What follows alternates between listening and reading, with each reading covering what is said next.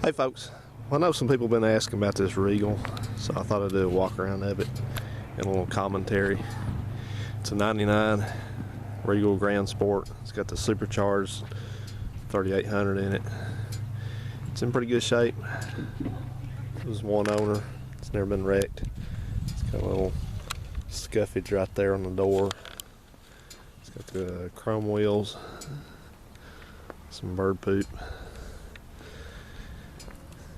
Paint's all real good on it. It's got a little bit of fading. It's hard to see with the angle, but it's got a little bit of fading on the tops of the back bumpers. A lot of them do that, and this one's got that to a small degree. Just your basic Regal Grand Sport. Does not have a sunroof.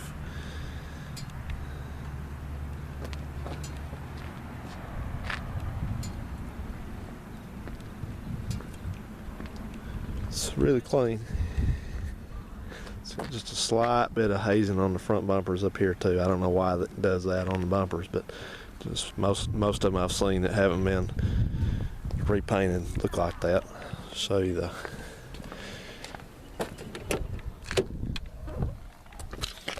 engine.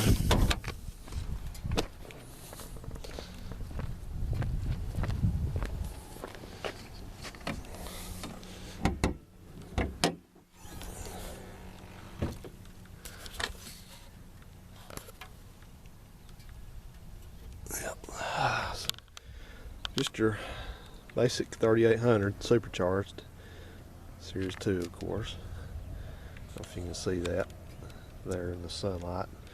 I've not done anything to the engine except to put a drop-in K&N panel filter in it. I took the airbox out. I was gonna mod the airbox a little bit, but it's a pretty good airbox. I don't see any point in it, so I just left it as is. This is kind of, it's got the ECM in the box up here to cool it. Looks like the lower intake gaskets have been done on it already, and the coolant elbows down in there. At least that one looks like it's been done. And one thing that will need to be done soon is these things have that coupler in the supercharger.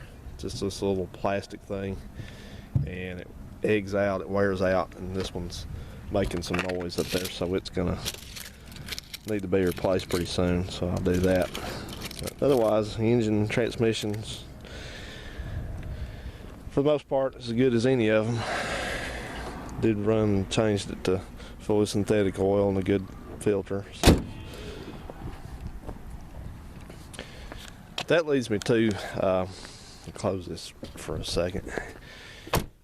You know, I stay on YouTube a lot, and it's fun for me to learn things and see what people are up to. And there's people playing tennis over here. That's what you hear. But down here at the park. So I see a lot of stuff, and I'm kind of known to voice my opinion on things, and cars in particular. You know, cars are just what I do, you know, on my spare time, and I really need to make it my career, I guess.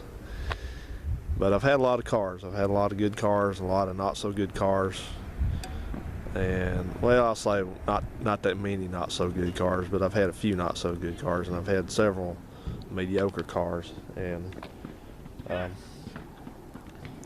so I'm pretty well qualified to assess a car, a particular kind of car, if I've owned it. Now, if I've not owned it, then all I go by is what people say, and you know, I've learned that you can't base an opinion on a couple people having a problem with a car and saying so. You need to withhold judgment until you see something that a lot of people are having the same problem, and so forth, and then you have usually a pretty good idea that you need to avoid that kind of car. So I've had Hondas and Toyotas and a Mazda and a Nissan and a couple Buicks. I've had a Pontiac, Bonneville. I've had several Chevy pickups, a couple GMC pickups, a couple Ford trucks, a Taurus, two Tauruses, Kia, Hyundai, thing like that. So I'm pretty well qualified to you know, make a comparison. And I will say this, I'll tell you what I think of this car here. I made reference already in a couple videos. I know I've kind of said something about it that I wasn't too awful impressed by it, and that holds true. I've not been too often impressed with this car. It's I'll tell you what its good points are. It has some very good points. It's got a very good engine transmission. It's loaded with features. It's got a lot of features that you don't normally find on a mid-range car. It's got automatic headlights. It's got climate control. It has it's got the driver information center. But that was getting pretty common on these kind of cars in this year. This isn't, like I said, 99. And also, ahead of time, I need to say that I am basing this car is 13 years old, so it's not a new car. But there's still plenty of these kind of cars and these GMs based on this chassis out here running around. So if you're going to buy one, I'm going to tell you what I think about it. And it's a nice overall car. It's not a sporty car, even with that engine in it. I mean, it'll run. It'll burn the tires off with the traction control turned off. It'll burn the tires off as 100 feet easily, if not more. So, if you're going to buy one of these, buy them because you love a supercharged 3800, not because you're getting that great of a car. And I say that because there's just things about it, which I'm about to show you, that really it really gives me a perception of lower quality, and not necessarily build quality. It's just that I was telling on another video, I said these cars from the early 90s on up, mid 90s, you can really tell the GM started cheaping out on what they build their cars out of. There's a lot of offshore content in these cars. I've been into that Bonneville I had to replace the fuel sending unit, which they all go bad on those cars, just about. And you take the cover off and look at the fuel center, and it's got made in Indonesia on it. And this car back here, I don't know if you'll be able to see it, but I'll show you something.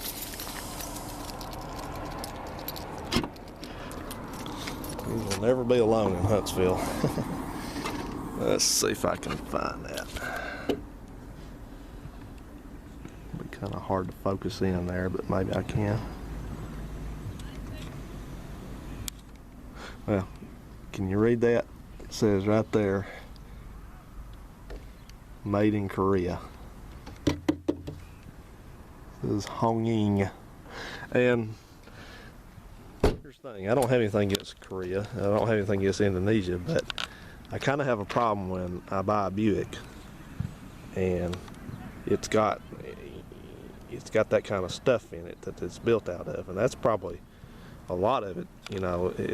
That's probably goes far in one of these cars. You'd be shocked at how much overseas content that's in these cars. And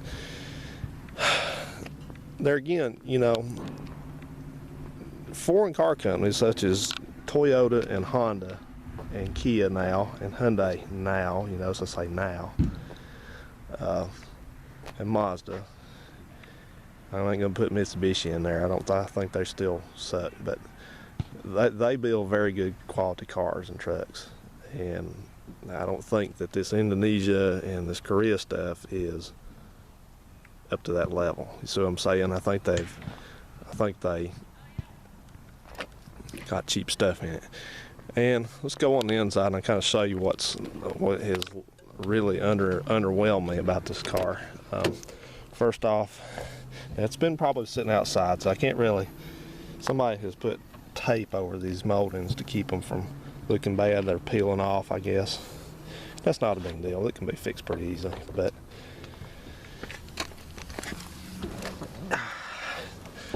you look at the door panels, and like this little thing here, see how that's pulling away, drawing away, and that's happening on all of them. This one over here is doing that. It's drawing away too. And this is something, a little thing like this that hacks me off. Look at the buttons on this radio, excuse me. You see how the paint's wearing off of them? That's, ooh, I can't stand that.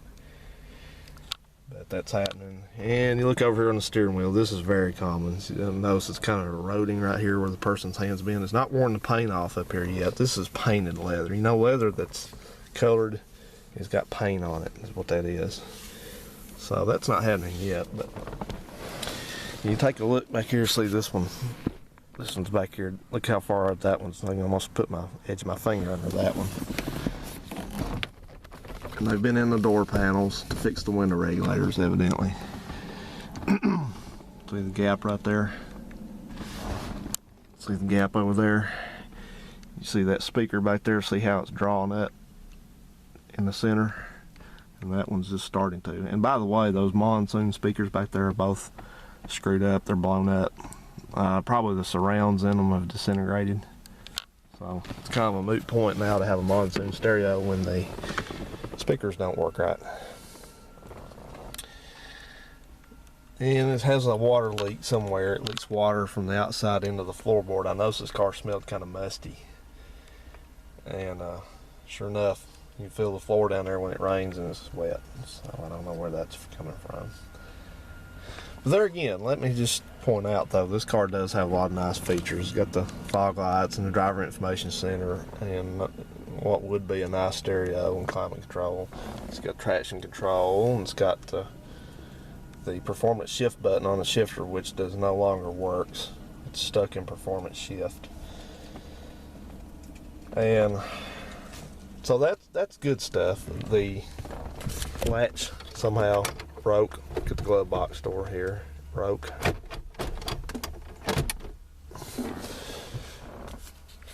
And what else is going on? That was pretty much it for the inside. It's not falling apart, but it just kind of.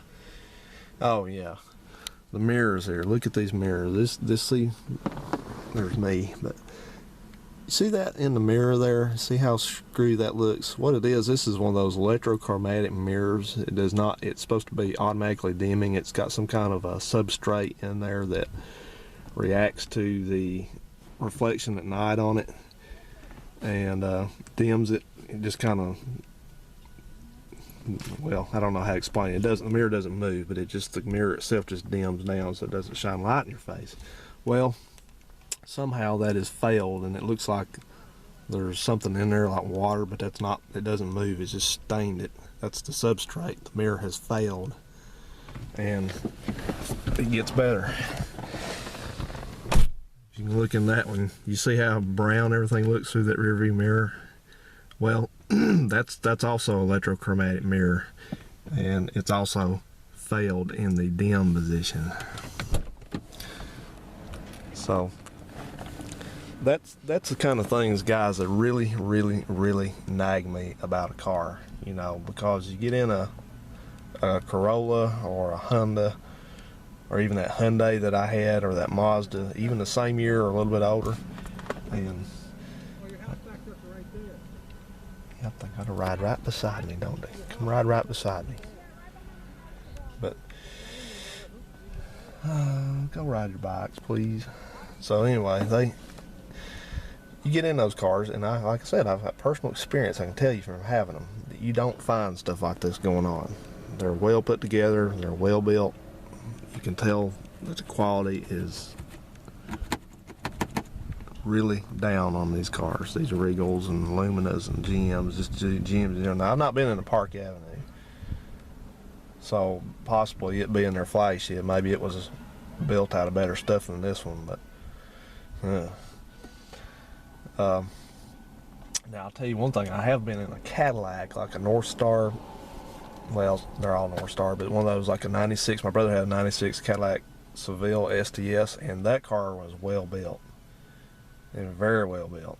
It seemed to me the inside of it was time and again more solid than this one. So that's the issue that I have with cars like this, and this is why, you know, it's kind of like a like-dislike relationship, because I won't say that I love these cars at all, and I won't say I hate them, but I always get lured into buying one of these, something like this again, because they're affordable. You know, it goes back to that speech I gave the other night about you know, you getting in a relationship, you don't really know what you got at first. But so yeah, that's basically my overview on this car. You know, it's okay. See here,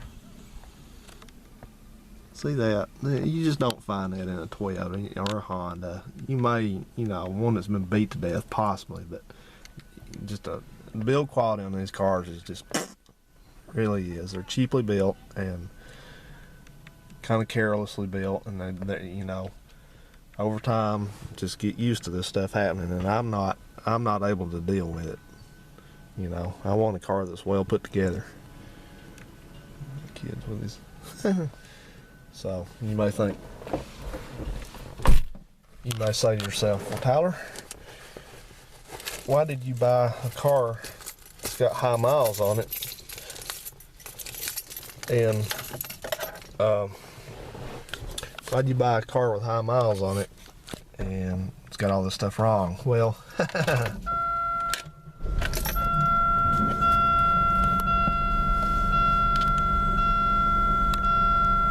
that's the mileage it's got on it. 76,000 miles, and it had 73,000 when I bought it. So, oh yeah, I also mentioned the climate control display's out. It works, but you can't. There's no display. So yeah. But I'll show you something else too. You see this cup holder? These always break on these cars, so I don't even use it because this one actually still works. It's just stuff like that. I don't need that. Nobody needs that. And here's a good point. I try to interdisperse good with the bad, but it is getting 26.6 mile per gallon average. That's average. That's all the driving I do. So, but yeah, I don't know, guys. I'm just not too fond of this car. I wanted one. I've seen, I wanted another supercharged Buick, and like I said, the engine and the transmission make this car definitely. The rest of it, I wouldn't buy one again. But I think if I had to guess, the worst thing about one of these cars, these GMs, is a stupid multifunction lever over here. This is the same basic lever the GM came out with about 1980. It's got cruise, and it's got wipers, and it's got wash and turn signal and dimmer. It's got all the stuff in here. And I just picture somebody at GM saying, "Why are you upset? We put so much stuff on one lever. You just have to use one hand to do it all. We got everything we could right on this lever." Well, you know what? That's nice, but here's the deal, all right? I know for a fact when I was working at an office supply place, we had a 1991 Dodge Cargo van, the full-size one, and it actually had cruise buttons under the steering wheel right here. You could turn them on and off. You didn't have to have it all stuffed on this lever, and many car companies have managed to get those separated. So, whatever, Well, let's ride on back towards the house. I guess I'm done talking. There's another 20 minutes of your life kind of wasted, possibly.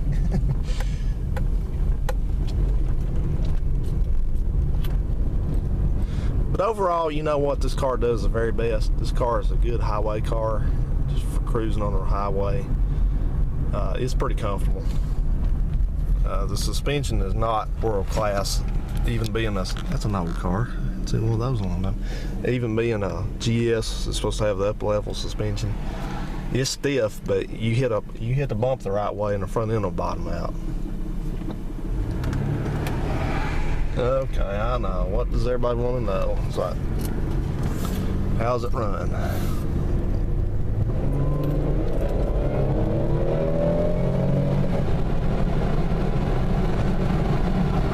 Runs pretty good.